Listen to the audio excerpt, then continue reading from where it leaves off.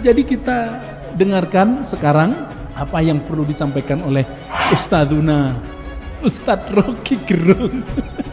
Silakan Pak Rocky. Kalau ini besok jadi berita di media massa tuh. Tapi saya nggak peduli dengan itu, karena apa yang menyebabkan bangsa terpuruk? Karena pemimpinnya nggak berpikir. Kalau ditanya misalnya apa prestasi Pak Jokowi, nggak ada. Memang nggak ada, sorry aja. Jadi kita lihat bahwa bangsa ini dituntun ke arah kegelapan. Kalau misalnya Pak Jokowi udah punya calon, maka nggak akan ada halangan pada Anies. Jadi memang diperlukan pemerintahan orang yang berakal. Kita tambahin aja berakal sehat. Kita mau hasilkan pemimpin yang bermutu untuk tahu bahwa dia berakal apa tidak. Di pesantren akal diuji. Di dalam Al-Baqarah ayat 155 dikatakan, kami akan memberikan ujian, akan memberikan tantangan, yaitu sedikit ketakutan, sedikit kecemasan, sedikit kemiskinan, supaya kita bisa berpikir bahwa kita diberi sepenuhnya oleh alam semesta kemampuan untuk mengatasi kecemasan itu, mengatasi ketakutan. Quran adalah petunjuk. Petunjuk untuk apa? Semua ayat kitab suci adalah petunjuk yang harus dibaca dengan otak. Mungkin ada yang mau dialog, mungkin ada yang bertanya. Kecerdasan, akal sehat, atau kebalikannya daripada kedunguan. Bahkan ketika acara Maulidan, beliau mengatakan, mengutip, Iqra, belajar. Yang tidak mau Iqra itu adalah orang dungu. Pertanyaan seriusnya adalah, mengapa Bung Rocky sendiri tidak bersikap cerdas? Dalam arti kata ragu-ragu atau malu-malu kucing untuk masuk Islam. Tidak boleh urusan publik itu dipertanyakan, urusan privat dipertanyakan di forum publik. Mestinya WA aja saya.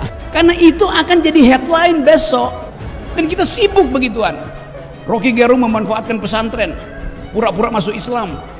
Kan bahayanya begitu. Itu masalahnya tuh, kepekaan itu.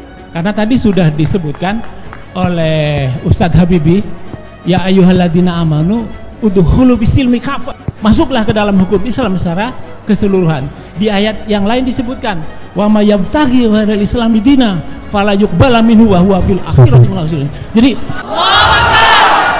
sehebat apapun yang kita lakukan, sebagus apapun yang kita lakukan, itu akan sia-sia, kan tidak diridhoi oleh Allah menurut ayat tadi, Pak. Semua orang berharap kapan Pak Rocky dapat hidayah? Loh, hidayah itu misteri, bukan sesuatu yang diucapkan dan diniatkan dari pihak luar. Itu adalah keputusan kolbu tadi. Jadi dengan segala hormat pada kebaikan hati Bapak, saya mengerti suasana itu. Kemudian yang kedua, di beberapa pertemuan panjenengan pernah bilang bahwa ketika panjenengan bersinggungan dengan masalah agama itu selalu ngeles, selalu mengelak. Itu bukan ranah saya. Jadi keyakinan itu tidak bisa diperdebatkan. Itu kan dogma bagi yang bukan beragama Islam.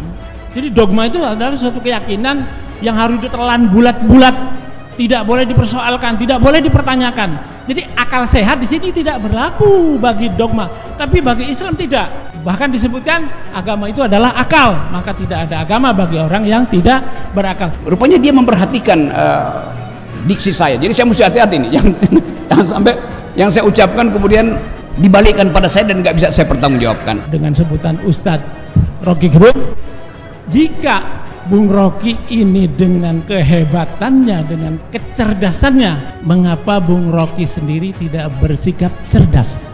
Dalam arti kata ragu-ragu atau malu-malu kucing untuk masuk Islam.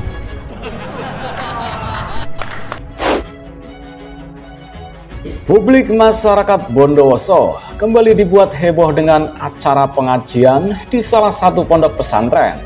Beberapa waktu lalu, Ponpes Al-Islah membatalkan kehadiran Bapak Politik Identitas Anies Baswedan karena mendapatkan penolakan dari masyarakat Bondowoso dan PNIB atau Pejuang Nusantara Indonesia Bersatu. Kini di tempat yang sama muncul selebaran dan undangan acara bertajuk pengajian rutin bulanan Tambana Ate. Ngaji kitab tafsir Jalalain, hadir sebagai pembicara tamu seorang tokoh kontroversial, Rocky Gerung. Jadi kita dengarkan sekarang apa yang perlu disampaikan oleh Ustadzuna Ustadz Rocky Gerung. Silakan Pak Rocky. Kalau ini besok jadi berita di media massa tuh.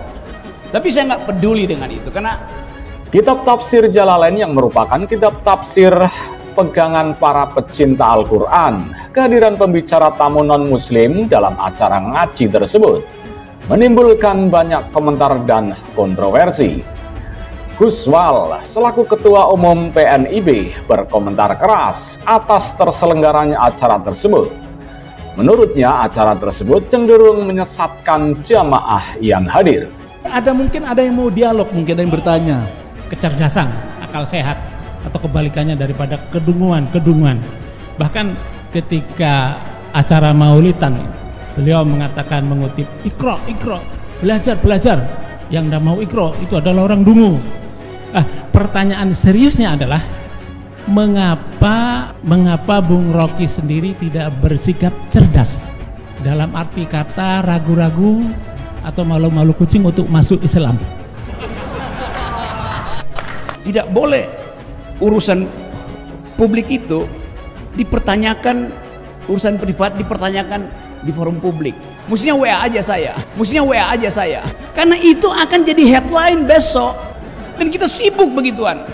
Rocky Gerung memanfaatkan pesantren, pura-pura masuk Islam. Kan bahayanya begitu. Itu masalahnya tuh, kepekaan itu. Acara ngaji tafsir Jalalain mengundang Rocky Gerung yang notabene tidak paham kitab tafsir Jalalain. Jangankan paham, ngaji atau melihat sampul kitab tafsir Jalalain pun mungkin Rocky Gerung belum pernah. Lucu dan menggelikan. Baik panitia yang mengundang maupun Rocky Gerung yang bersedia hadir. Tulis Guswal dalam pesan komentarnya. Karena tadi sudah disebutkan oleh Ustadz Habibie, ya ayyuhalladzina amanu udkhulu bisilmi kafah. Masuklah ke dalam hukum Islam secara keseluruhan. Di ayat yang lain disebutkan, wa may yabtaghi ghairal islami dina fala yuqbala minhu wa huwa fil akhirati minal khasirin. Jadi sehebat apapun yang kita lakukan, sebagus apapun yang kita lakukan, itu akan sia-sia karena tidak diridhoi oleh Allah menurut ayat tadi, Pak. Semua orang berharap kapan Pak Rocky dapat hidayah? Loh, hidayah itu misteri, bukan sesuatu yang diucapkan dan diniatkan dari pihak luar. Itu adalah keputusan kolbu tadi. Jadi dengan segala hormat pada kebaikan hati Bapak, saya mengerti suasana itu. Menurut Guswal, acara tersebut cenderung bersifat politik yang dikemas dalam acara pengajian. Lantas akan membahas apa tujuannya? Mau menyamakan isi dari kitab tafsir Jalalain dengan isi kepala Rocky Gerung? Mau membandingkan apa yang bermaktub dalam kitab tafsir Jalalain dengan tafsir filsafat yang keluar dari kepala Rocky Gerung? Apakah panitia sudah kehabisan stok pembicara ulama? Kok sampai repot ngundang Rocky? Lanjut Guswal. Kemudian yang kedua, di beberapa pertemuan panjenengan pernah bilang bahwa ketika panjenengan bersinggungan dengan masalah agama itu selalu ngeles, selalu mengelak. Itu bukan ranah saya. Jadi keyakinan itu tidak bisa diperdebatkan. Itu kan dogma bagi yang bukan beragama Islam. Jadi dogma itu adalah suatu keyakinan yang harus ditelan bulat-bulat, tidak boleh dipersoalkan, tidak boleh dipertanyakan. Jadi akal sehat di sini tidak berlaku bagi dogma, tapi bagi Islam tidak. Bahkan disebutkan agama itu adalah akal, maka tidak ada agama bagi orang yang tidak berakal. Rupanya dia memperhatikan diksi saya. Jadi saya mesti hati-hati nih, jangan sampai yang saya ucapkan kemudian dibalikkan pada saya dan nggak bisa saya pertanggungjawabkan. Melalui seruannya di berbagai media, Guswal selaku Ketua Umum PNIB dan masyarakat Bondowoso menyerukan penolakan keras kehadiran dan kedatangan Rocky Gerung di Bondowoso. Rocky Gerung sosok kontroversial yang selama ini banyak membuat runyam dan gaduh. Presiden Jokowi saja dibilang dungu, Al-Quran saja dianggap fiktif. Masyarakat Indonesia dipengaruhi pernyataan yang penuh propaganda, provokasi, dan banyak hoaknya. Rocky Gerung yang oleh sebagian besar rakyat Indonesia adalah public enemy, jangan sampai hadir di Bondowoso dan menyebarkan kontroversi baru di acara keagamaan, pungkas Guswal. Dengan sebutan Ustadz Rocky Gerung, jika Bung Rocky ini dengan kehebatannya, dengan kecerdasannya, mengapa Bung Rocky sendiri tidak bersikap cerdas? Dalam arti kata ragu-ragu atau malu-malu kucing untuk masuk Islam. Seperti diketahui, setelah sholat Isya, acara di Pondok Pesantren Al-Islah tetap berlangsung, bahkan hadirin datang membludak. Kiai Haji Toha Yusuf Zakaria LC mengatakan bahwa Pondok Pesantren Al-Islah Bondowoso adalah pondok pelapor yang merajut persaudaraan, keberagaman, dan menghargai perbedaan. Kiai Haji Toha Yusuf Zakaria LC menyitir surat Al-Hujurat ayat 13. Hai manusia, sesungguhnya kami menciptakan kamu dari seorang laki-laki dan seorang perempuan, dan menjadikan kamu berbangsa-bangsa dan bersuku-suku, supaya kamu saling kenal mengenal. Pungkas Kiai Haji Toha Yusuf Zakaria LC.